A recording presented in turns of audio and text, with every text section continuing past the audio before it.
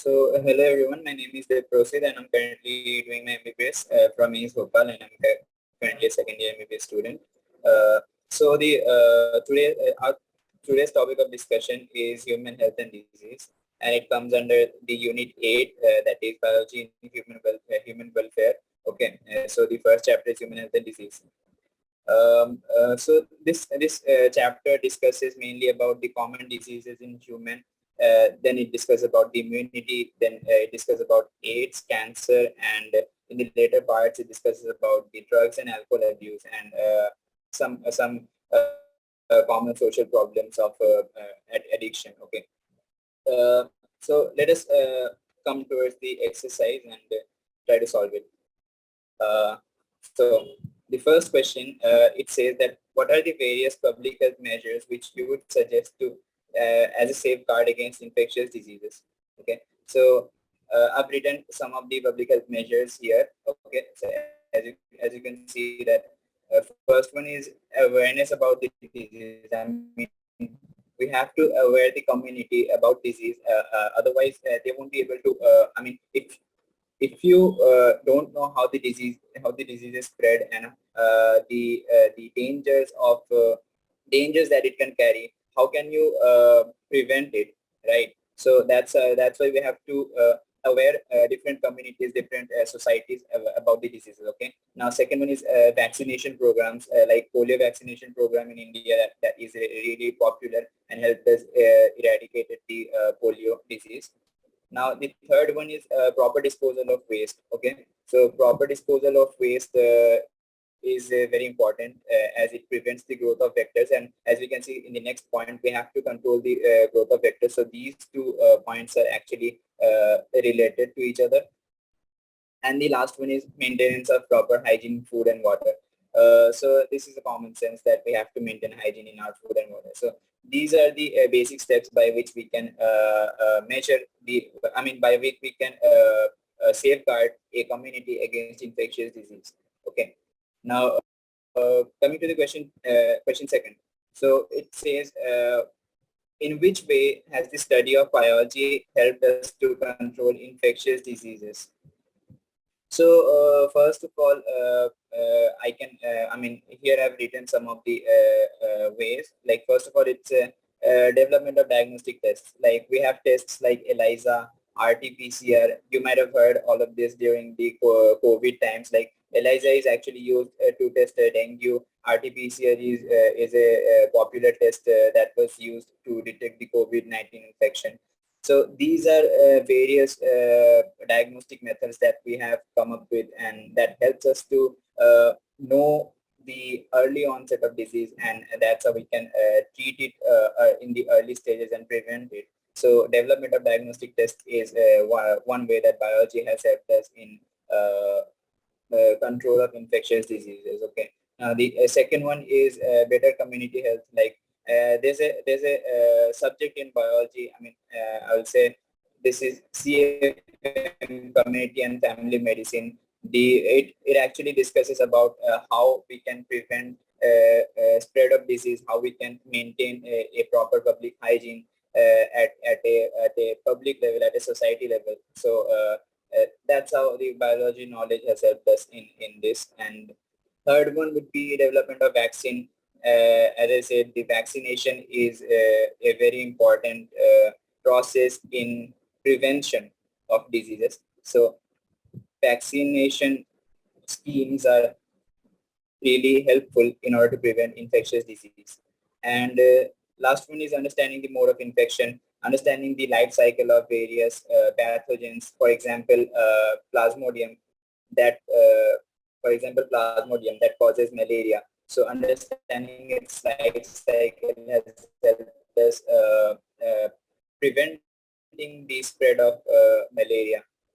Okay. So these are these are the four ways we can use the knowledge of biology in preventing, in controlling infectious diseases.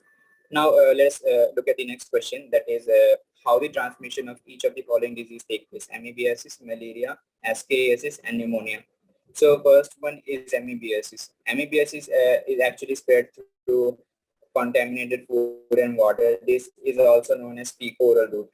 So through contaminated food and water. And next one is malaria. Malaria is malaria spread by the bite of female Anopheles mosquito. Third one is ascariasis. Ascariasis again fecal oral route, contaminated food and water. And pneumonia is actually airborne. So the aerosol and droplets that are released by the infected person, when we inhale that, we have a chance to get infected by pneumonia. Okay, so that's why I mean, we are advised to generally wear masks when we are having cold or pneumonia or anything like that, because these diseases spread through air. So wearing a mask helps us to release the while talking or while sneezing. So that is one thing that you should remember. Now coming to the next question number 4. Question number 4 is what measures would you take to prevent waterborne diseases? So I've written 4 measures. Like first would be ensuring proper disposal of excreta. If you go to the rural areas, most of them they just dispose all of their excreta and all of their domestic waste product in the local water body. Maybe it can be pond or it can be a river. So they just get rid of their house excreta in the water. So that is not the correct way to do that. Okay, so I mean, it actually contaminates the water which they are further using it, and that's how the disease gets spread. So we have to ensure the proper disposal of excreta. We can I mean, we should not just throw our waste into any water body. Water does not washes out the excreta. It actually gets contaminated, which then comes to which then we use, and it can then affect us. Now, the second point is proper sewage treatment. Okay, so if you can see that the water in your house that you are receiving from the municipality, and that is actually coming after sewage treatment from the municipality. So this is a very important step in order to make the water usable again. If the water is not treated properly, then there might be huge infection, huge disease outbreak in the whole city or whole the municipality. Okay, so proper sewage treatment is a really important step. Now, this third step is using disinfectants like chlorine tablets or bleaching powder in order to disinfect the drinking water source. Okay, and the last one is boiling. This is the best way to decontaminate drinking water. It kills almost every pathogen that is present in water and makes the water usable and drinkable again. Okay, so these are the 4 ways by which you can we can I mean 4 methods or 4 measures we can take in order to prevent waterborne diseases. Now coming to the fifth question. Fifth question is discuss with the teacher what does a suitable gene means in the context of DNA vaccines. So this is a very interesting question. So just look at this. So what is a suitable gene means? A suitable gene means a specific segment of DNA that can be injected to host body to produce desired proteins, which then get administered in human to produce immunity. So it might sound complex right now. So let us look at this example that I've taken. Uh, uh, for example, this is the gene of hepatitis B virus. Okay, this entire DNA that you're seeing, this is the genome of hepatitis B virus. Okay, so and we have to create a vaccine against this hepatitis B virus. So how do we create a DNA vaccine against this hepatitis B virus? So that is our target. So what we do is we take the gene of interest that is marked in red. So this is the gene of interest. Gene of interest is the gene that codes for antigen. Okay, an antigen is responsible for our immunity. So we take the gene of interest and then we insert it into a plasmid vector. Look at this. This is a plasmid vector and this is the gene of interest, and we insert the gene of interest into a plasmid vector. And now this is a recombinant DNA. Now what we do is we insert this recombinant DNA into a host. In this case, this host is E. coli. So we introduce the recombinant DNA in E. coli, and E. coli undergoes division, and E. coli undergoes a replication process. So inside E. coli, this plasmid undergoes replication, then transcription, and then translation, and at the end, it produces proteins, antigenic proteins.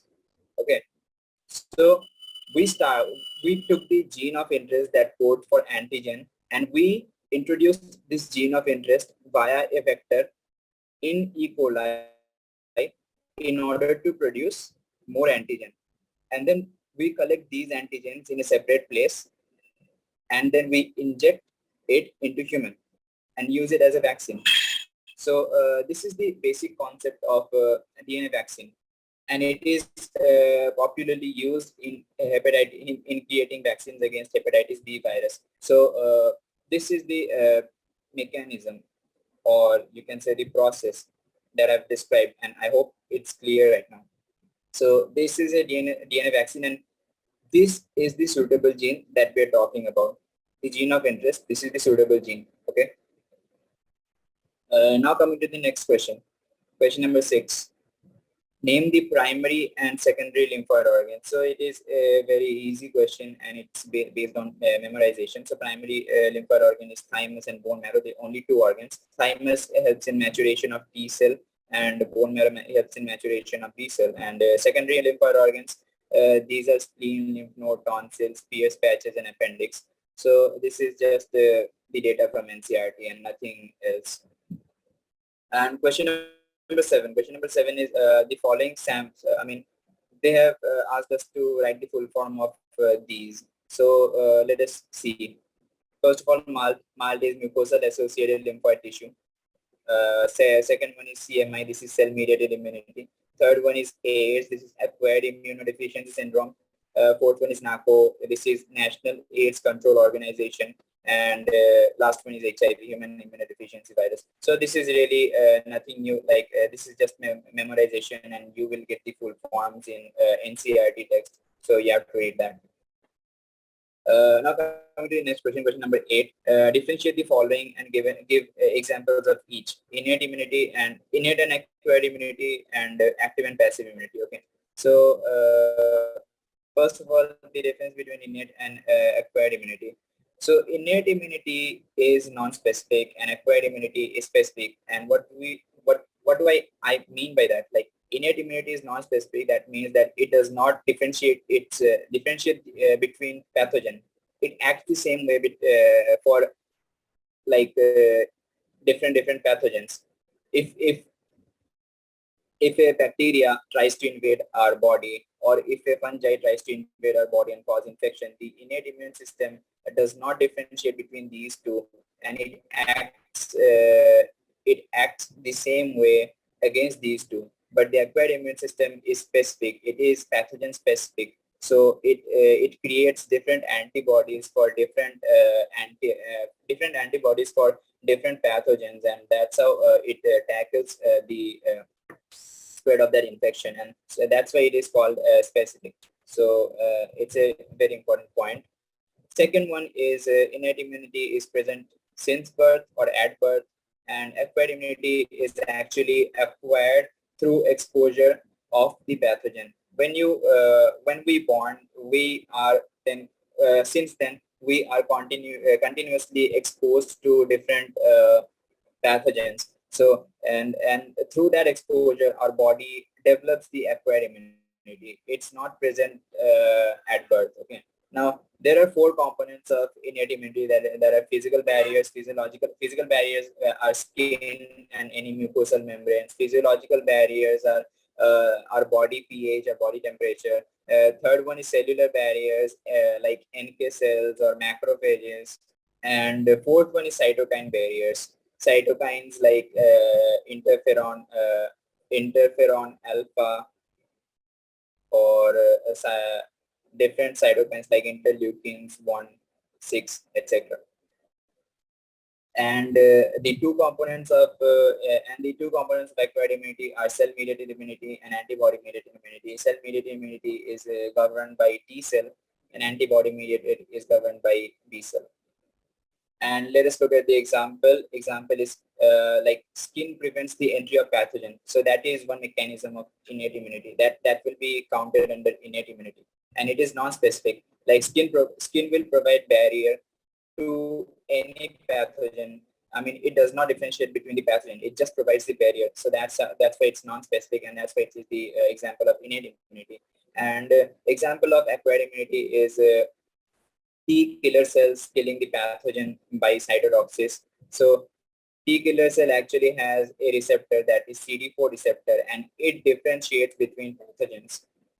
Different pathogen will have different antigen, and the CD4 receptor, it is actually specific for different pathogens. That's why it's specific, and that's why it is acquired immunity. Now coming to the next difference, that is active immunity and passive immunity. So active immunity is actually host is exposed to antigen and antibodies are produced. So active immunity is the natural way that our immune system works. Like we get exposed to some antigen, and then our immune system gets activated, and then antibodies are produced. And this is known as active immunity. And passive immunity is actually when we artificially provide or inject antibodies into a patient. That's when it is known as passive immunity. Like performed antibodies are injected to patient. This is known as passive immunity. Okay. Now the second point would be active immunity is slow and it takes time to give its full response. Since the entry of pathogen, it first detects the pathogen, and then it starts deploying the cells, B cells and T cells, and then it starts creating antibodies and several plasma cells, and that's how the whole process takes time in order to give its full response. But in passive immunity, we are just administering antibody artificially into the body in a huge number, so the response will be fast. Active immunity is more effective in a way that it creates memory. So when there is a second infection in our body, the response that our body will generate would be much more effective than the primary response. But in passive immunity, there is no secondary response. I mean, there is no memory. So and also it is less effective. Okay.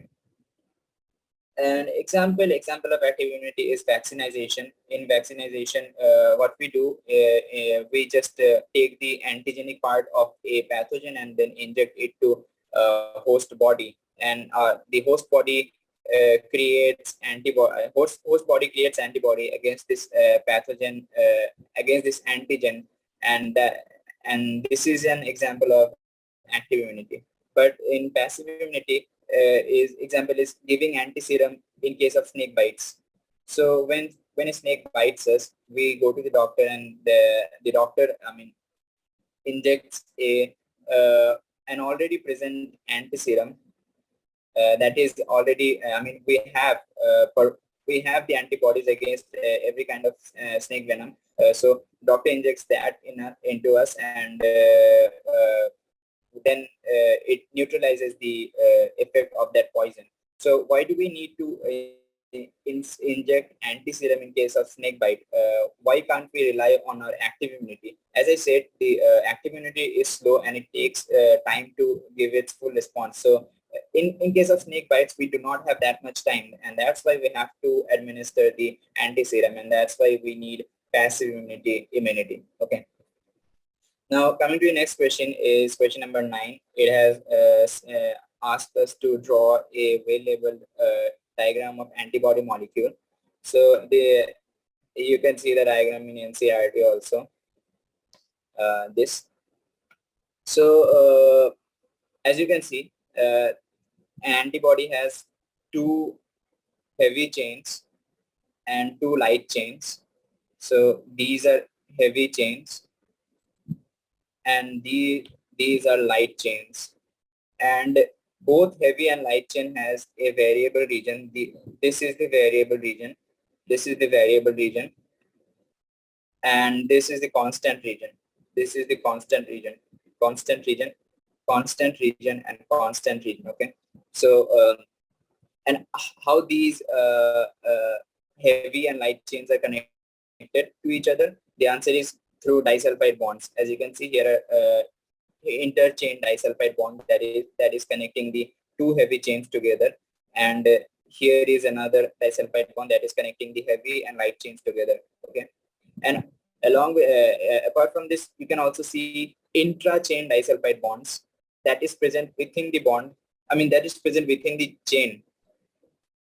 These two disulfide bonds are present within the light chain, and this is giving the light chain stability, extra stability that it needs. Okay, so here are intra-chain disulfide bonds, and these are interchain disulfide bonds. Okay, and also this thing in the variable region, part of heavy chain and part of light chain, it is creating the antigen binding site, which is also known as paratope. So antigen comes and binds at this site, and after that the antibody gets activated. Okay, so this is the diagram, and you have to memorize this diagram because it's very important, and there can be a question in NEET also. Okay, so coming to the next question, question number 10. What are the various routes by which transmission of human immunodeficiency virus take place? So it has been discussed in NCERT too, and I've written here also. So first one is sexual intercourse with an HIV positive person will lead to spread of this infection. And the second one is using contaminated needle or syringe. That's why what you see is in most of the intravenous drug addicts, I mean, they use the same needles in order to inject the drug in their veins. They do not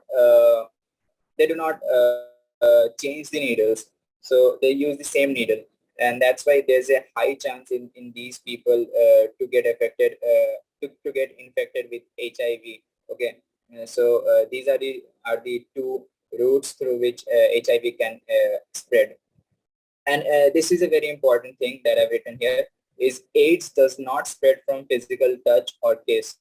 This was a question in NEET 2021, and many people did it wrong, like especially at this point. So we have to remember that AIDS does not spread from physical touch or kiss. It only spreads through body fluids. Okay, so this is a very, very important point. Now coming to the next question is what is the mechanism by which AIDS virus causes deficiency of immune system in the infected person? So this is an interesting question, and let me try to explain this to you by diagram. So as we can see, this is our cell, that is macrophage or T helper cell. These are the two cells that HIV virus used in order to replicate in our body. Okay, so and this is the HIV virus. So it enters our body, and it has a viral RNA and protein coat surrounding it. Okay, so it enters in our body, and it enters in macrophage or T helper cell. Okay, so the protein coat remains outside, and only the RNA component of the virus is inserted inside the cell. So as you can see, viral RNA is transferred to the cell, and then with the help of enzyme reverse transcriptase, the RNA is converted into DNA, and the process is known as reverse transcription. And then the DNA gets incorporated into the host genome. And now host genome causes replication of, host genome undergoes replication, and that's how new virus replication and then transcription, and then that's how new viral RNA are produced. So this is a viral RNA, new viral RNA. And also the protein codes are produced by the host itself, and the RNAs then get RNAs then get surrounded by this protein code, and this is a virus. And that's how multiple viruses are produced inside the cell. Okay, and then they get released from the cell into our bloodstream, and then they infect other cells in our then they infect other macrophages and other T helper cells in our body.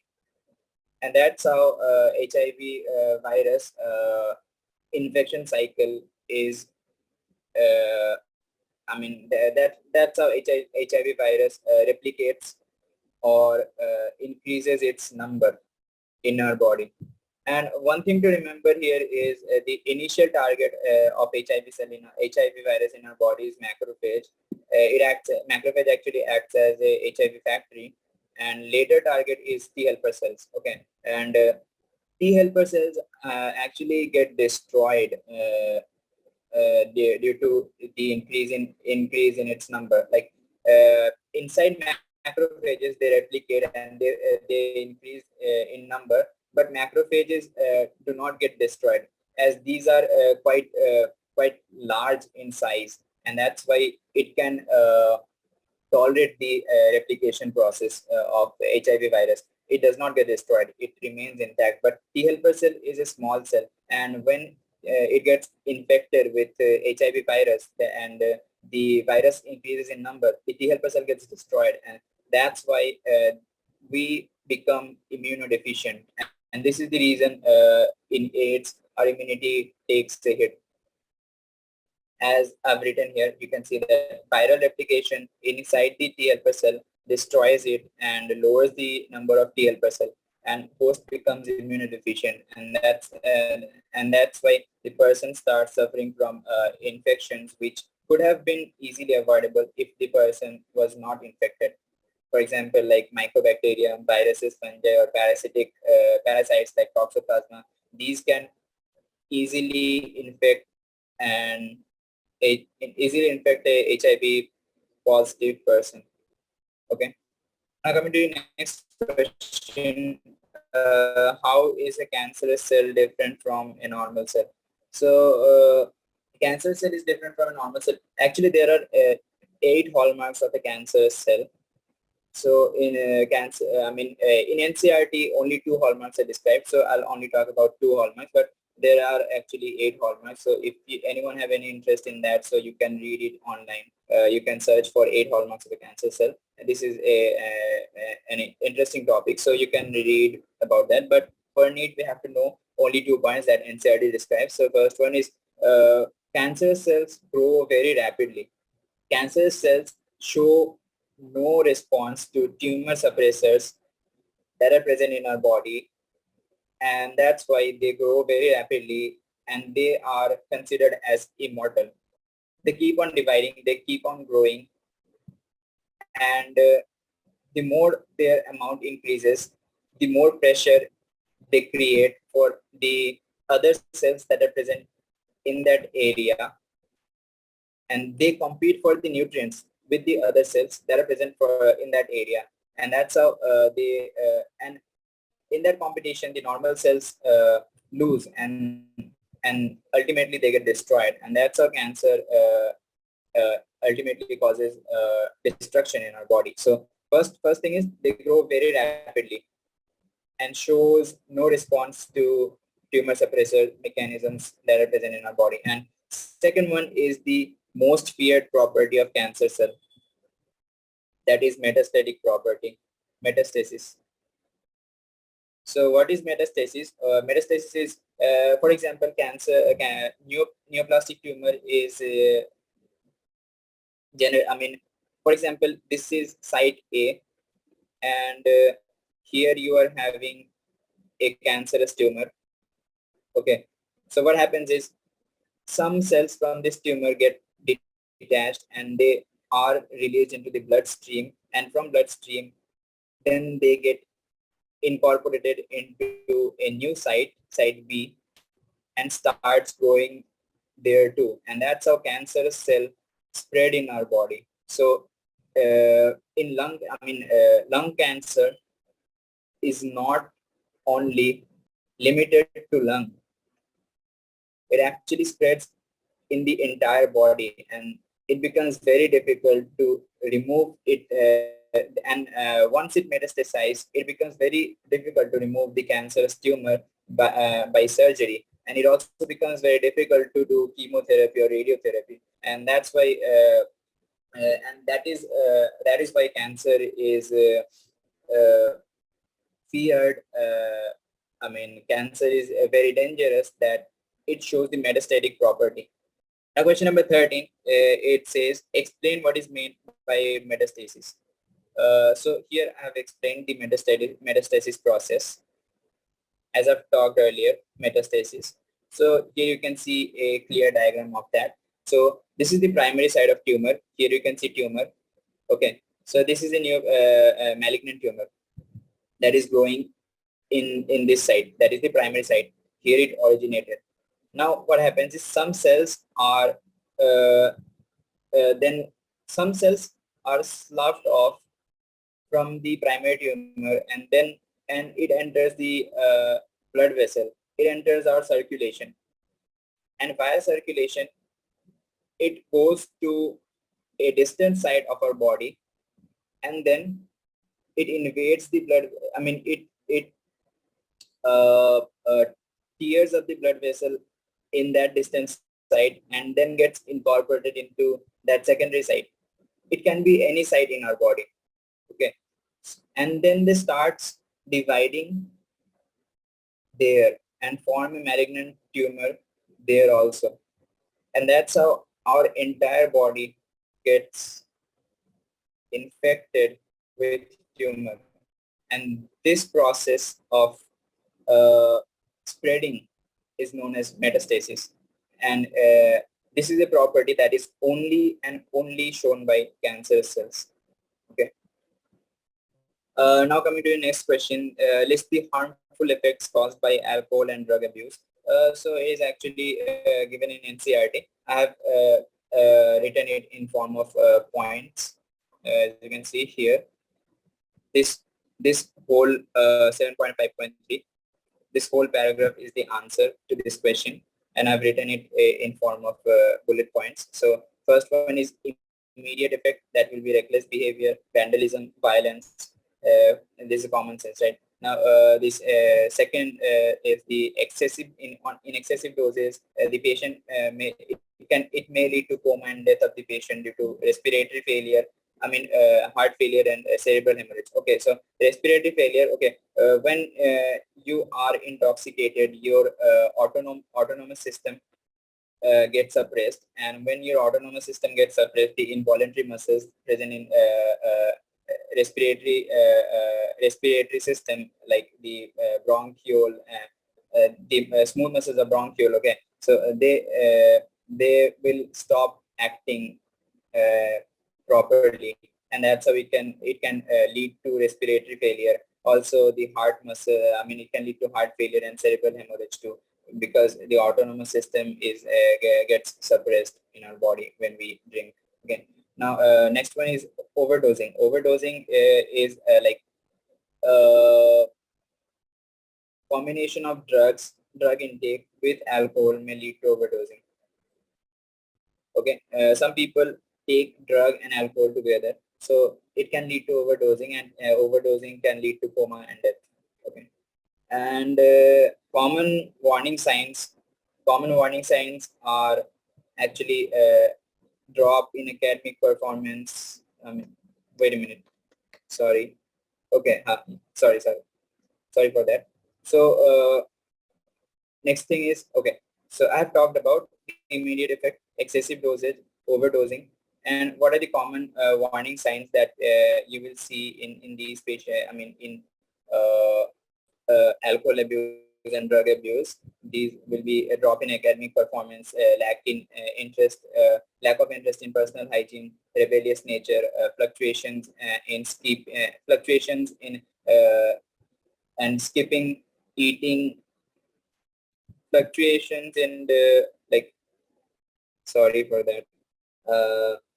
Here you can see drop in academic performance, unexplained absence from school and college, lack of interest in personal hygiene, withdrawal, isolation, depression, fatigue, aggressive and rebellious behavior, deteriorating relationship with family and friends, loss of interest in hobbies, change in sleeping and eating habits, fluctuations in weight, appetite, etc. So these are the common warning signs that are shown by drug and alcohol abusers.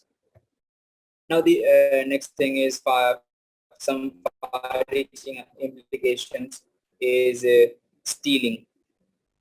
So it's basically nothing. You can read it on your own also, and you have to read it on your own. For I mean, you have to memorize all of the things. They'll ask you. I mean, they'll give you fill in the blanks type of questions in NEET from this. So that's why you have to read the whole paragraph. I've just written the entire paragraph in bullet point and nothing else. Now, intravenous drug abusers are actually the high risk for HIV and HBV. As I said earlier, the people who use drugs intravenously, they use the same needle and they do not change the needle, and that's why they are more susceptible towards AIDS and hepatitis B infection. And chronic use of drug and alcohol abuse, it can cause damages to the nervous system. It can cause liver cirrhosis. Use of alcohol during pregnancy can affect the fetus in various ways. It's written here, as you can say, there is cirrhosis, uh, nervous system damages, and alcohol during pregnancy is also known to adversely affect the fetus. So it's written here. And and also the side effect of anabolic steroids, drugs that are in sports person. So what are the side effects in sports person? In females, there's increased masculinization, increased aggression, increased mood swings, depression, abnormal menstrual cycle, excessive hair growth in face and body, clitoris enlargement, and deepening of the voice. And in male, the signs include acne, increased aggressiveness, mood swings, depression, reduction in testicle size, decreased sperm production, kidney, liver dysfunction, breast enlargement, and premature baldness and prostate enlargement. So these are the common signs seen in sports person that misuse steroids to increase performance. And also in adolescent, male or female, it can cause premature closure of the growth centers of the long bone, so which can cause a stunted growth and small stature. Now coming to the next question, question number 15. Do you think that friends can influence one to take alcohol and drugs? If yes, how may one protect himself or herself from such influences? So it's described here briefly in the prevention and control, like avoid undue peer pressure. So yes, I mean, obviously friends do influence. Friends might influence us in order to take drugs and alcohols. So the answer would be yes. I do think that friends can influence. And how can we prevent that? So we can prevent that by seeking help from parents, avoid hanging out with those friends that tries to, I mean, indulge you into these activities. Avoid those friends. Also we can educate everyone and counsel and counseling process. I mean, educating and counseling everyone, and in order to increase the awareness about the harmful effects of drugs and alcohols. And once we get to know about the harmful effect of these, we can then make a proper decision about that. Okay, regarding to this. And developing hobbies, like in extracurricular activities, developing hobbies in sports or other activities, music, etc. These can be helpful rather than using drugs. Okay. Now question number 16. Uh, why is that once a person starts taking alcohol or drugs, it is difficult to get rid of this habit. So the reason is, initially when we are taking alcohol or drug, there's a psychological dependence. And what do I mean by that is, initially when a person takes alcohol or drug, it actually increases the dopamine secretion. It activates the reward system, reward center of brain, and the person starts feeling good. Person starts feeling like, whenever you're happy, your body secretes dopamine. Or whenever, for example, whenever we are taking sugar, we want more and more sugar.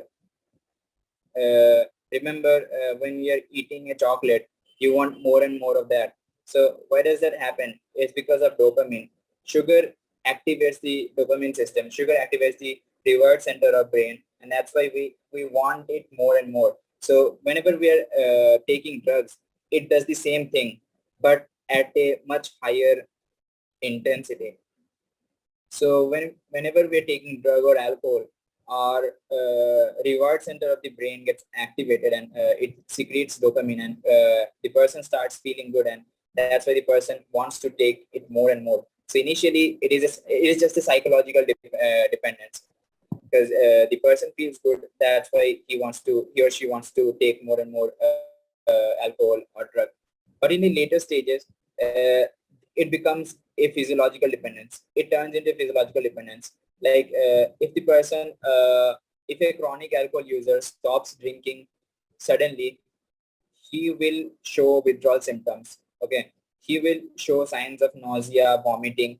The physiological his body physiology is actually dependent on the alcohol by that point, and that's why we cannot that that's why he or she cannot just stop taking alcohol or drug suddenly after being a chronic user.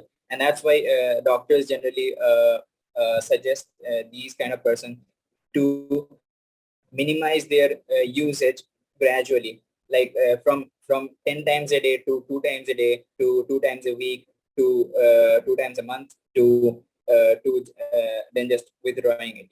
And that's how the process occurs. So initially it is a psychological dependence, and later it turns into physiological dependence, and that's why the person feels difficulty to get rid of this habit. Now, coming to the last question, question number 17. In your view, what motivates youngsters to take alcohol or drugs, and how can this be avoided? So, as I discussed, like it can be peer pressure to look cool, or the curiosity. Everyone is curious about these things. What does it do to our body? So, everyone is curious. So, this curiosity, as they say, curiosity kills the cat. So, that's a saying for this. And also failure and depression can lead someone to take drug and alcohol in order to seek escape from his or her daily life. So these are some of the points, general points. You can add many more points in that. Okay, so you can think and then add more and more points to this list. And it can be avoided by, as I said, increasing awareness about the harmful effects, seeking help from parents and friends. Guardians need to look for danger signs. Guardians means they may be teacher or parents or anyone who closely monitors them. They should look for any danger sign in them. And also seeking professional medical help is beneficial in this case. So that's it. We have covered all the questions, and I hope everything is clear in the exercises right now. And study this topic properly, because it's a very important topic in NEET, and every year 3 to 4 questions comes from this, and it is also connected to the other chapters also. It's a like a basic chapter in biology, so a very important chapter. And that's it. Follow the NCERT, and bye.